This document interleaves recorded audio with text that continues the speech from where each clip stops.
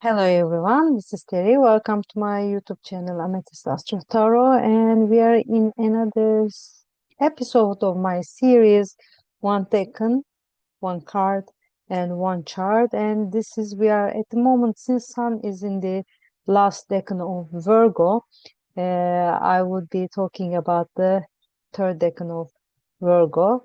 Let's see who am I going to be talking about, which chart, what card.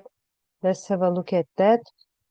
So in the as you know, the traditional ruler of Virgo is Mercury, and by chance, according to the Chaldean, which we call also the descending order, the decan ruler is Mercury, and according to the triplicity order is the third sign following Virgo. Third earth sign that is following Virgo is Taurus, because it goes Virgo, Capricorn, and Taurus. And the Taurus's traditional ruler is Venus. So we have it as the Venus as the decan ruler as well. So we will be looking at the Virgo when in the sense that how Mercury is in Virgo and how Venus in Virgo and how it can be reflected to the sun sign in a way. And we have the Ten of Pentacles as the associated Minor Arcana card with the third decan of Virgo, and our chart belongs to a very phenomenal, legendary actress, Sophia Loren, and we will look into her chart. It will be tomorrow her actually 91st birthday. Happy birthday to Sophia Loren. So let's have a look at the Ten of Pentacles right away and see what Ten of Pentacles tell us about. So I think Ten of Pentacles is a very interesting card with all the. It's a very rich. It's very rich with the symbols and everything, and we have here much of an elderly person that is sitting, and also I think that even there are two dogs. There could be there is an indication that there could be here maybe a third dog that is covered under the cape of the robe of the person, and here we see it's kind of an arm, on the robe, and there is someone that looks, I think, in one of the cars, that one of the persons that we see the back, and I think it is associated with that card. At the moment, I cannot remember, but we see this knight figure in another card, and then there is the probably the wife, and there is the child that is holding the dog and looking in a way, peeking behind the skirts of the mother, and we see behind this castle, and we have all the pentacles all around. The three of them around the elderly person, one in the hand of the thing, and the others are around the castles, and this is like the door, the arc of the entrance or something like that. We see those big castle doors, etc. It looks like that in a way. So how is it related to Virgo? The question is, I think, like that, and how can we see Mercury in Virgo or Venus in Virgo here? I think since we see all these pentacles, etc., it's more like, of course, it's because of the earth, and that is associated with the earth suite, and that is associated with the pentacles discs, or how it is called in other decks, and by the way, this is Rider-Waite-Smith. I'm thinking that the Venus is about how we relate to people and about how we value things and how, I mean, the way that we appreciate things in a way, I mean, how the things are appreciated in our lives. And I think here the maybe that valuing or appreciation comes through most of the time through more material things. I mean, it's not necessarily like the money type of things, but I mean the wealth, I think, um, can be defined in different ways. I mean, like, of course, there is this monetary wealth, but also there is all this wealth that is more like that comes through generations, right? And it is something that is passed from one generation to the other, not only as money, as the values. It could be things that are not movable, immovable, or things that are more like the with the sentimental values and etc. And I think sometimes the way that also we show love and we show care to other people, I mean, how we relate to them could be through these kind of things, right? I mean, when we think about especially Venus in Virgo, and if we think about love, it could be love among any people, I mean, any kind of people. It shouldn't be only romantic love or the love the show we show to our siblings or to our children, etc. And I think in that sense, it's more like something tangible, something that also something makes the life of those people that the love shown to, it's like more efficient, more practical. And it's true that I always I mean, like here maybe the it is a kind of a wealth that is passed through this elderly person to the younger generations. And I think the practical way, maybe giving them, passing them the, I don't know, the castle, the wealth, or sometimes it's the knowledge. No, knowledge is wealth also. I mean, like, it's like we spend in different parts, I mean, like in different subjects, years studying, etc. And all that information that we gather, which is done by the uh, in that sense, what we think about Mercury as the scribe and the one that takes the notes and everything, information is very important when we think about Mercury in Virgo, where Mercury in Virgo is exalted and Venus in Virgo is in fall, as we express in astrology traditionally.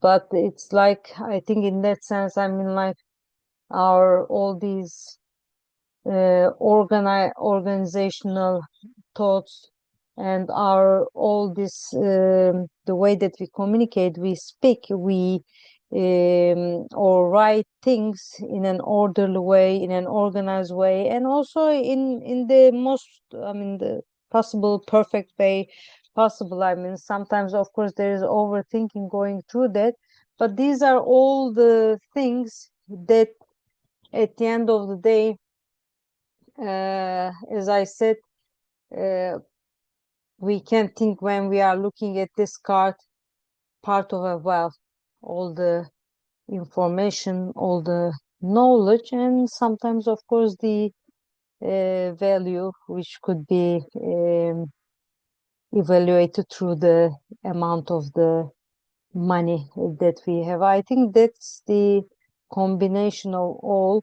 But I'm all the time, I always think like there is also the kind of loyalty here, right? I mean, that with the dogs showing, etc., under the also the robe of the elderly person, there is kind of that kind of loyalty And I think that's about also the more ritualistic part of Virgo. I mean, like there is that doing things, the same things, that the routine and everything.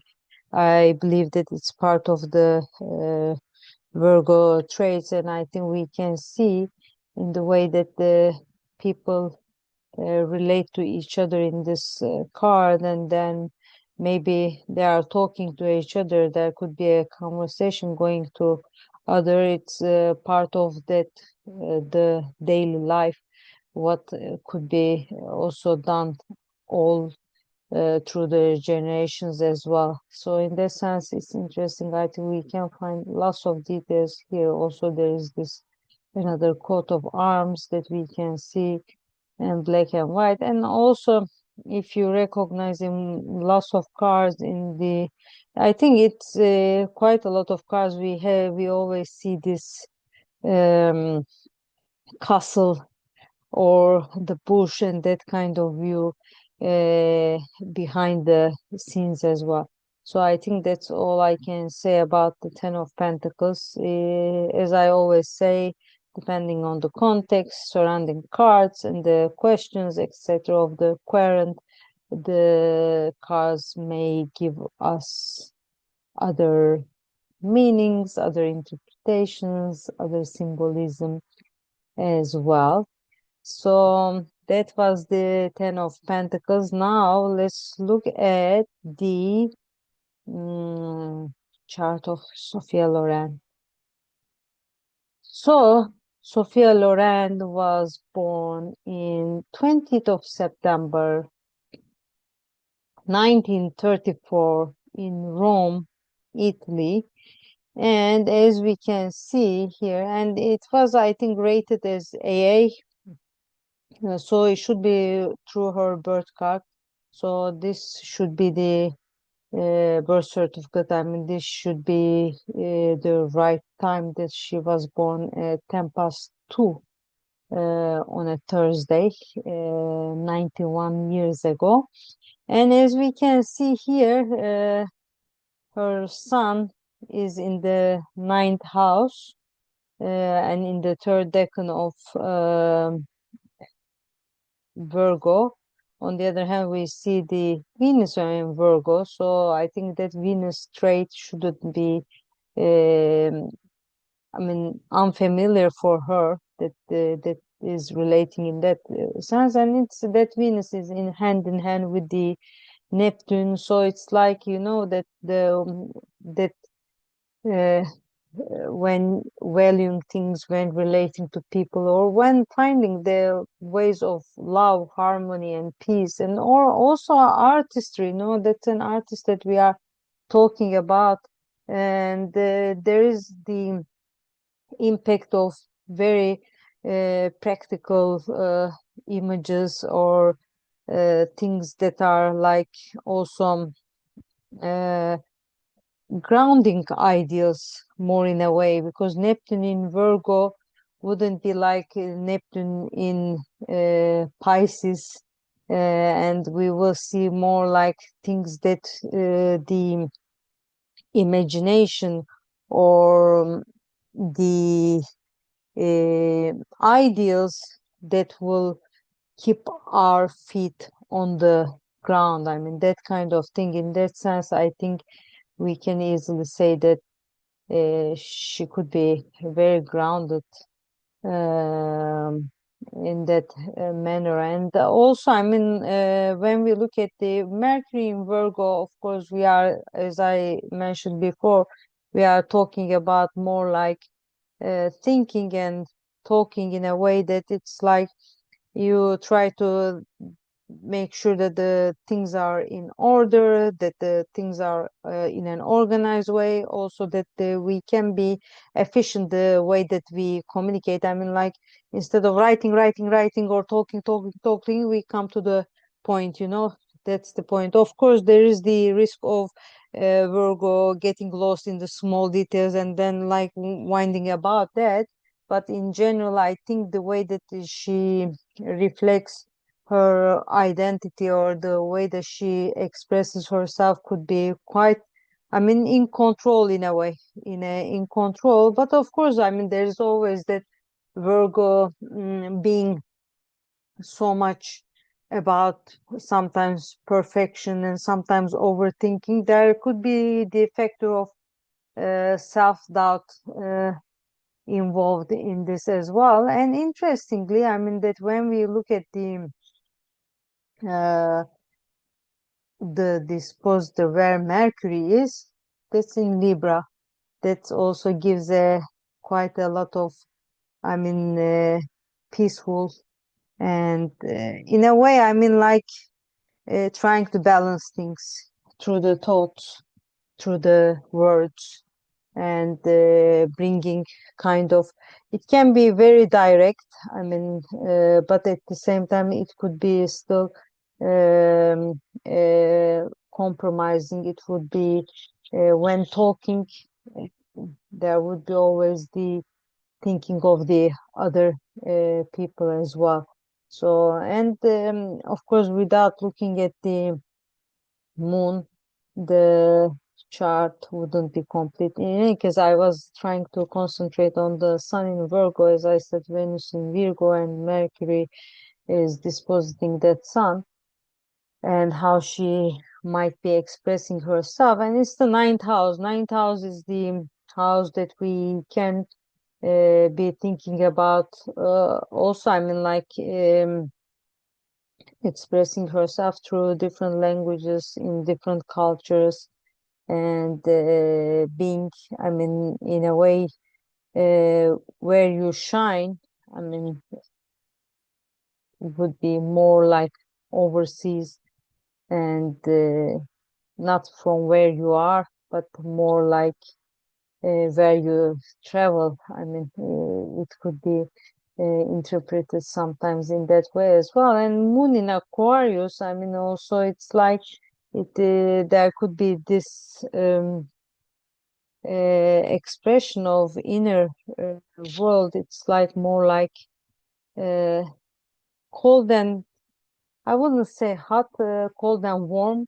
It's like yes, there you could be there for the collective, for the humanity and everything, but you want your privacy, you want to be detached, or you want to feel like when you want to um, take your feet out of the crowded social environment, you could do that right away because that's where how you feel. I mean, like to be in and out at the same time, being belonging to a community, but at the same time uh, not being too much intimate with that community. And I think that is interestingly goes very well the way that she thinks. I mean, the way that she could be having relationships if she had any, I mean, if she has any siblings, etc. And I think I can say I wouldn't go in more details. And of course, that Capricorn um, as the ascendant, I think that's the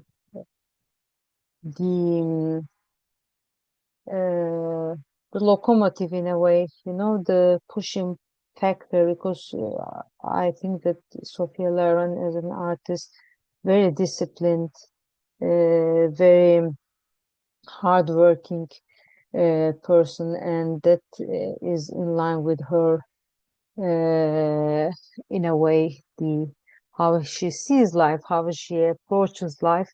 And I believe that, I mean, when we that sometimes, I mean, the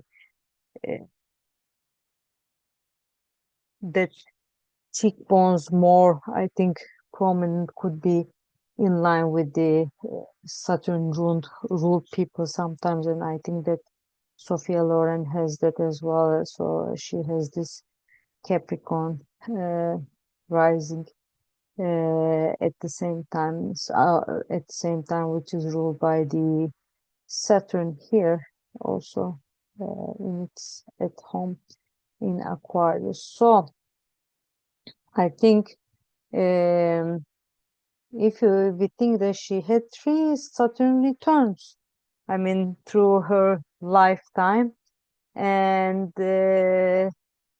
we hope that also, I think she had, of course, 3 Saturn returns, 1 Uranus return when Uranus was in the Taurus.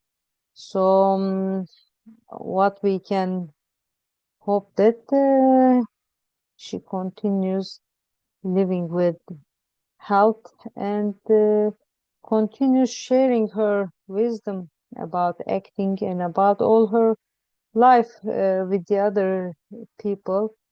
And we say happy birthday, Sophia Loren. All the best. So I will stop sharing and hope to see you in the decans of Libra, as the Libra season will be starting soon with the autumnal equinox, and I will be giving information about the Libra season as well. All the best. Bye bye.